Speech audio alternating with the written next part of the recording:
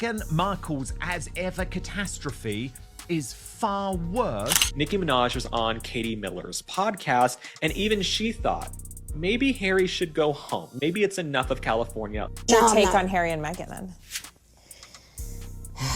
Well, I think he should go home.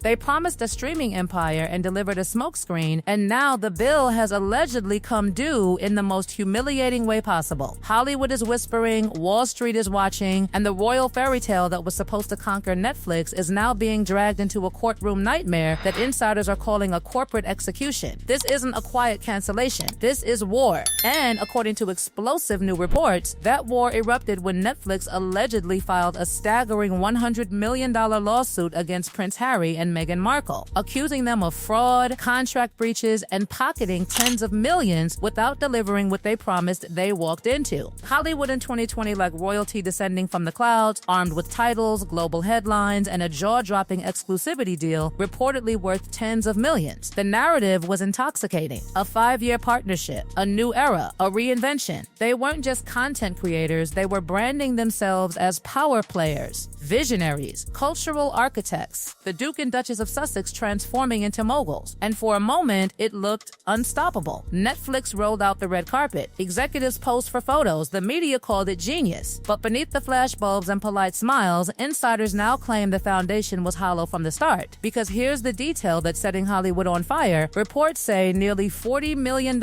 in advances landed in their accounts before a single scripted hit materialized. In this town, advances are sacred. They are trust in numeric form. Studios don't throw around that kind of money for vibes and royal mystique. They expect content, scripts, production schedules, deadlines met. Instead, according to people allegedly close to the situation, calendars stayed suspiciously empty. Meetings were postponed, showrunners reassigned, pitches floated into oblivion. And while the Sussex brand sparkled on magazine covers, Netflix's content pipeline reportedly sat dry. Yes, they delivered the docuseries. And yes, it generated headlines. But insiders claim one glossy, self-centered project wasn't enough to justify the scope of the deal. Behind closed doors, frustration reportedly simmered. Executives allegedly began to feel they weren't collaborating with hungry producers, they were funding a personal publicity machine. The dream of rom-coms, children's programming, prestige dramas, gone, vanished into development limbo. According to the complaint described in reports, the numbers were brutal. About $25 million worth of usable content delivered versus $40 million already paid out. That's a $15 million hole, and Netflix is reportedly demanding answers. And then came January 21st, 2025, the day insiders say patience officially died. While the tabloids obsessed over celebrity trivia, Netflix's legal team allegedly marched into Los Angeles Superior Court and detonated what Hollywood figures are calling a legal nuclear bomb, a lawsuit demanding not just repayment, but up to $100 million in damages. Breach of contract, unjust enrichment, intentional misrepresentation. Those aren't casual words. They are career-ending phrases, especially when attached to royalty. The most devastating accusation? That they allegedly signed the deal in bad faith, knowing they couldn't or wouldn't deliver what was promised. In Hollywood, failure is survivable, but bad faith? That's exile. And Netflix reportedly isn't just calculating the $15 million gap, they're stacking opportunity costs, missed projects, resources tied up, reputational damage, the humiliation of being linked to high-profile underperformance. In other words, they're arguing this wasn't just expensive, it was embarrassing. And here's the twist that makes this saga almost Shakespearean. The Sussex defense, according to insiders, allegedly argued that delivering their documentary and Heart of Invictus fulfilled their main contractual duties. Hollywood's reaction? Shock, because that interpretation would mean a single successful project justifies keeping the full advance meant for a diverse slate. Executives reportedly saw that claim as audacious, even arrogant, as if brand value alone was currency enough. Internal emails are rumored to exist, one allegedly quoting a senior executive venting that the couple wanted the money and the credit without doing the work. If that ever echoes in a courtroom, it could shatter the carefully curated image beyond repair. No PR spin, no sympathetic interviews, just sworn testimony and a judge. And don't forget the delivery acceptance clause reportedly buried in the contract. In Hollywood, it's not enough to submit content. The studio must accept it as professional quality. Insiders claim some material turned in was allegedly labeled substandard. If that's true, it detonates the defense that effort alone should count. This business pays for results, not attempts.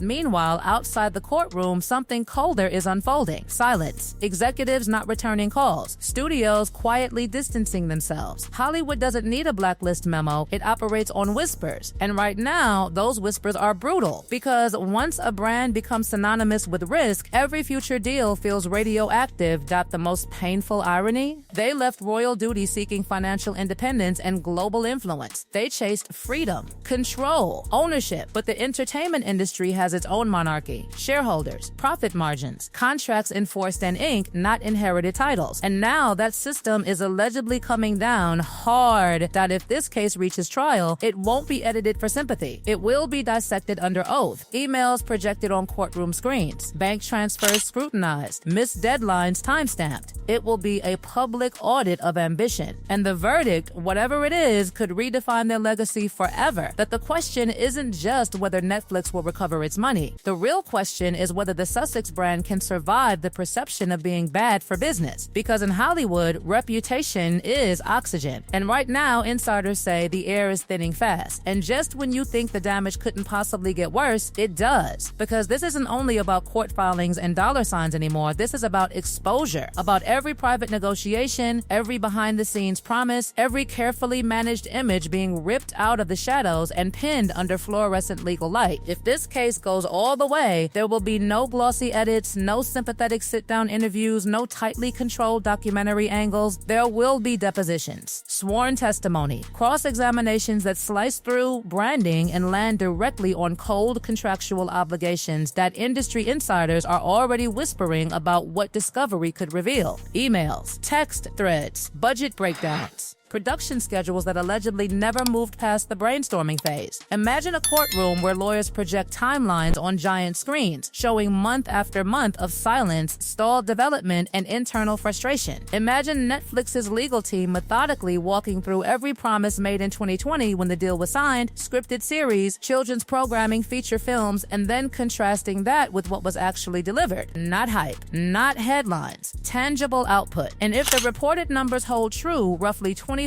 million worth of accepted content versus $40 million advanced, the gap becomes more than embarrassing. It becomes explosive. Because the real psychological shift already happened the moment Netflix allegedly unsealed the complaint. That was the signal to the industry: this is not being handled quietly. This is not a "we wish them well" press statement. This is a public dismantling, a warning shot across Hollywood's bow. Studios are now studying this case like a business school case study titled "What Happens When Brand Outpaces Production." And once executives start viewing you as a cautionary tale instead of a creative asset, the doors don't just close, they locked up behind the scenes. The panic reportedly intensified. PR teams scrambling, lawyers recalculating risk exposure, financial advisors running worst-case projections. Because if even half of the alleged $100 million damages were awarded, it wouldn't just sting, it could force drastic restructuring. Their Montecito estate, their security costs, their lifestyle overhead, all of it depends on continuous revenue flow from high-value deals. And lawsuits have a nasty habit of freezing momentum. Sponsors hesitate, partners delay, meetings get postponed indefinitely. And let's talk about public perception, because that battlefield might be even more brutal than the legal one. The narrative has shifted from bold royal rebels to over-leveraged celebrities who overpromised. Fair or not, that perception is spreading. Social media is dissecting every past interview.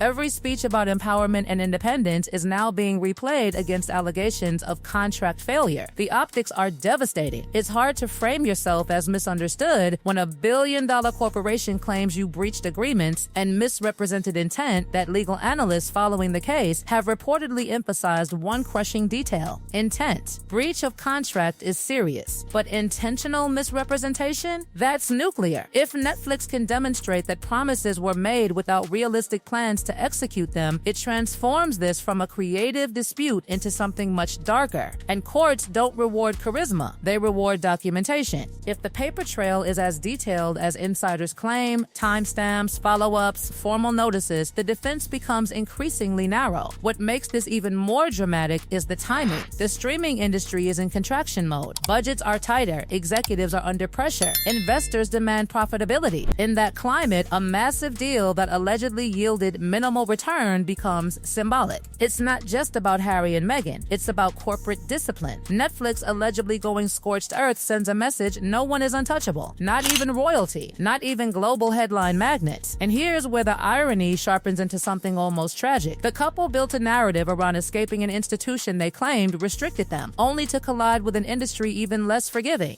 The monarchy trades in tradition. Hollywood trades in performance metrics. And performance metrics don't care about lineage, they care about deliverables. Quarterly returns. Viewer retention graphs that if settlement talks happen and insiders speculate they might, the negotiations will be brutal. Confidentiality clauses, financial concessions, possibly repayment structured over time. But even a quiet settlement doesn't erase the stain. Once the accusation of bad faith enters the public bloodstream, it lingers. Future contracts will be tighter. Advances smaller, oversight heavier. The era of blank check trust would be over. The most haunting image in this entire saga is not a courtroom sketch. It's a boardroom. Executives flipping through spreadsheets, calculating losses, comparing projections from 2020 with the reality of 2025, and then making a cold, calculated decision enough. That decision is what turned frustration into litigation. It's what transformed whispers into headlines. And if this proceeds to trial, it could become the defining chapter of their post-royal life. Not the interviews, not the awards, not even the initial Netflix documentary success. This case could overshadow all of it because trials crystallize narratives. They reduce complex stories into verdicts. Win or lose, the outcome will stamp a permanent label. The final uncomfortable question hovering over everything is this: was the ambition too fast, too big, too dependent on name recognition rather than infrastructure? Hollywood rewards hustle. It punishes complacency. If the allegations are exaggerated, the courtroom will reveal it. If they're accurate, the consequences will be seismic. That one thing is undeniable: the fairy tale tone is gone, replaced by subpoenas and sworn statements. The brand that once promised a global media empire is now fighting to preserve credibility. And credibility, once fractured publicly, is brutally difficult to rebuild. The world is watching. Studios are watching. Investors are watching. And somewhere behind closed doors, strategies are being drafted that will determine whether this saga ends in a negotiated settlement, a courtroom defeat, or a shocking comeback. Because make no mistake, this isn't just about $100 million,